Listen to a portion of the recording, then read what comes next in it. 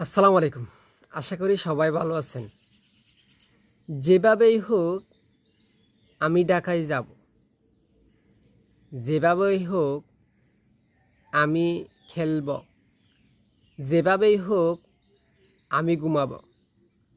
এই ধরনের বাংলা বাক্যগুলো আমরা কিভাবে ইংরেজিতে বলতে পারি? এগুলো বলার জন্য ছোট্ট একটি স্ট্রাকচার ব্যবহার করতে পারি। At any cost. যেমন যেভাবেই হোক আমি খাবো। At any cost I will eat. যেভাবেই হোক আমি হিসাব করব। At any cost I will account. যেভাবেই হোক আমি আমার বাবার সাথে ঢাকায় যাব। At any cost I will go to Dhaka with my father.